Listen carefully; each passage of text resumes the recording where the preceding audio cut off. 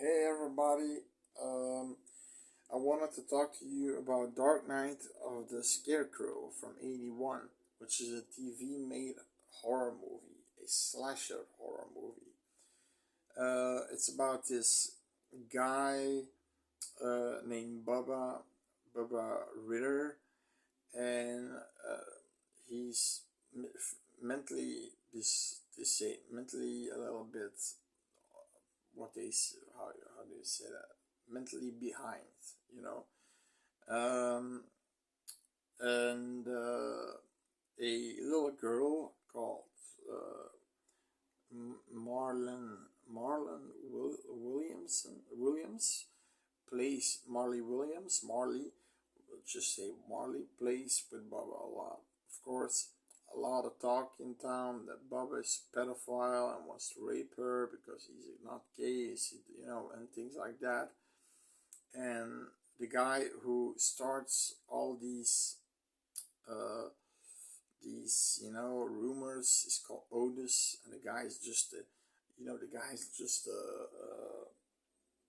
working for the fucking postal delivery.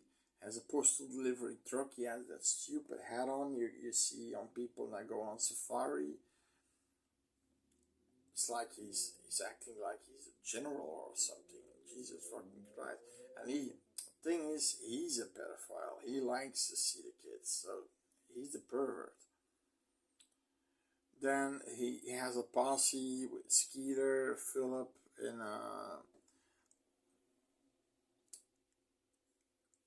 which are heartless, which you put there an eye in there, and you got hairless. Got this, but he doesn't have. He had hair. Now, of course, they wanna find Bubba because they can't because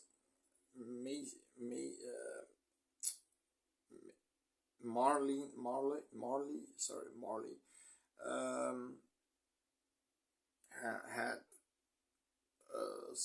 she had a fight with her parents, and she went straight to Bubba, and Bubba was trying to calm her down, and even although he's mentally behind, he does say you have to be good to your mama and your papa.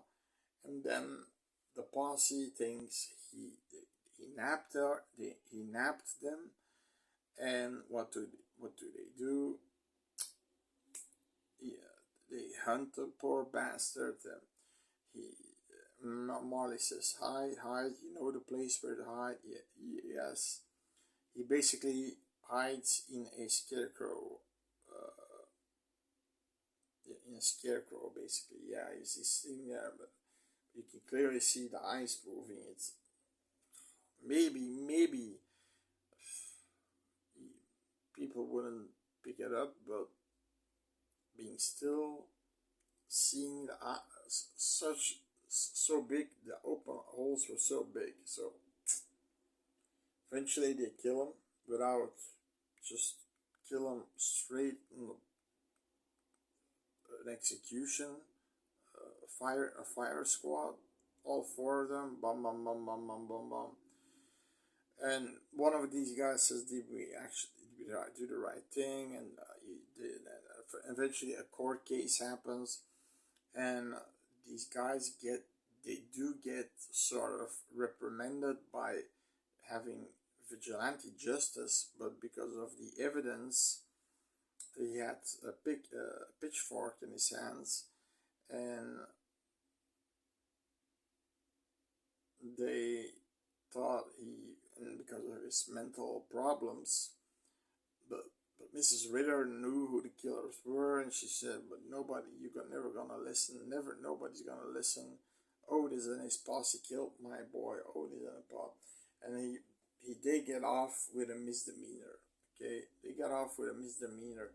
I mean, how in the fuck do you get off with a misdemeanor by being a fucking firing squad and killing a mentally challenged person? Fucking hell. Yeah, So sad for you, right? The DA didn't care about the guy who was killed. Uh, Marley even was a witness, didn't care. I mean, yeah. So what happens then is, okay, this is spoilers, of course. So if you don't want to see the spoilers, leave here. If you want to see the spoilers, stay behind, right? Glad to have you here. So the first one to get it is, I guess, hairless. Hairless. He is followed by a person, and he's scared of that person, and eventually he falls into uh, a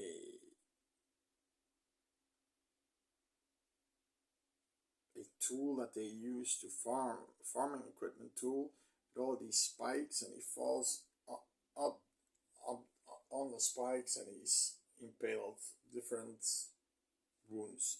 And for a TV movie, that was already pretty under, TV movies are usually not gory, but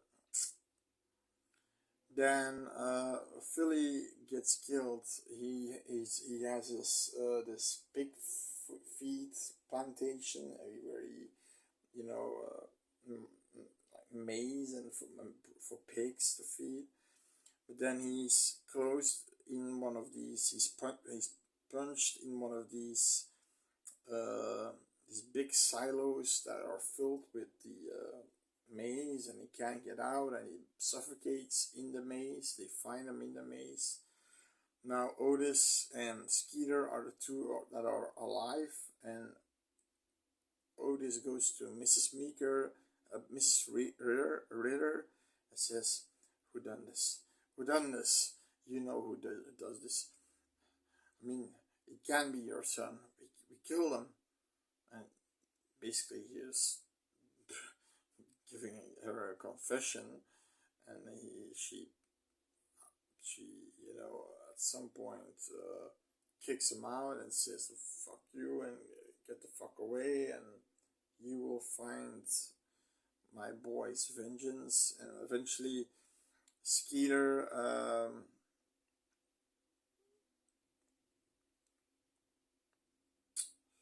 how do we did he die? Oh yeah, he gets a sort of also a farming equipment with a shovel on it, and he gets shovel sliced in the head with it, and he's gone.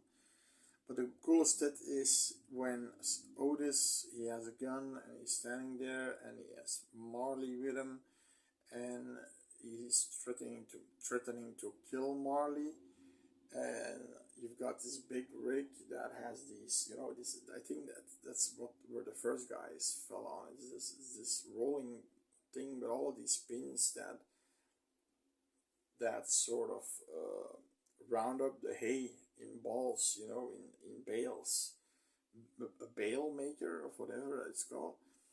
And I'm not a farmer, so, but eventually he lets the girl loose, and he tries to run away, and behind him, who's standing there, is Scarecrow with a pitchfork that stabs him through the chest, which is a cool scene. And you see the stabbing. Like I said, there's some gore in this movie, and for a TV movie it's too much gore actually. Apparently the ghost of Barbara Ritter was alive in this scarecrow, so the scarecrow was doing all the killings, and later on he's just going back to his stick to stand there as a scarecrow next to his mom's house, and that's how and Marley visits him every day, and that's how the movie ends. So basically, yeah, he came back from the dead in a scarecrow outfit, which is creepy because I think scarecrows are creepy. Um, and yeah, just killed them all the entire posse of Otis, and killed them all. Which was a good thing to do because at least two of the four were pedophiles, but that wasn't said in the court. But I think their justice system there was just if you kill somebody, okay, get slap on the wrist, get a slap on the ass. Just don't do it again. What the fuck? Okay, but maybe that's an American thing. If I mean, this is a firing squad that kills an innocent person without weapons, and killing him, just firing like a dozen bullets in him, but and they get a small reprimand, like they gotta pay a fine or something, and Jesus, something that's not that serious to begin with. And because they knew about Bubba Ritter's mental disorder, and they believed that he could have been uh, responsible of kidnapping Marley, but Marley wasn't kidnapped. Marley ran away, and Marley wasn't raped. So yeah, it's. I mean, to end my conclusion basically is there are a lot of tense moments, a lot of scary moments, um, and yeah, suspenseful, very suspenseful, always in the dark. It's always sort of, you never see the killer until the last scene, the last guy who dies, Otis, of course, the main guy of the posse who wanted Bubba Ritter dead. And then you see him, Scarecrow, basically stabbing him. It's a cool scene. And like that scene, and the guy who he falls on the, like I said, the hail baler with the pins on it, and he's, you know, basically he's, you know, impaled by a few spikes. That's a brutal scene. I mean, yeah, you've got a few brutal scenes in there, and the fact that they killed Bubba is also a brutal scene because Bubba was really a nice. He was a boy, and he played with Marley like a boy, and it was a nice boy. He was nice to her. He didn't do jack shit wrong, and then he gets, and you can see the fear in the guy's eyes that he doesn't want. He says no, please, no, and they just fuck him up. I mean, at that moment, you already want these guys to die. You want, and then in the court they get a slap on the ass, and that's it. What the fuck kind of county were they in America? Because that isn't allowed today. I mean, this movie was from 81. It gets a 6.7 on IMDb, which is not that bad. Director is Frank de Filitra. Frank de Filitra. But he did a good job making a pretty low budget, basically, slasher movie, TV made slasher movie, and going to the edge where it's not a TV movie anymore, but gets an R rating because of the few kills in there. But he knew how to do it. You see like the impaling thing, you see it for a split second, and the impaling with the scarecrow impaling Otis. You see that for a split second. It's mostly his face and the torment in his face that you see, and basically that's it. But it's used very well, and he did a great job. Great job. So if you want to see a great slasher, that I mean, it's usually these slasher movies with a lower budget. Look at Halloween, a good example. Horror movies with slasher movies, or horror movies in general, with a low budget. Usually, the director does a better job than the guy with a higher budget because he can afford all kinds of shit that looks silly. This guy can't. He has to use real shit. That's a lot better than the shitty things we see, CGI, whatever.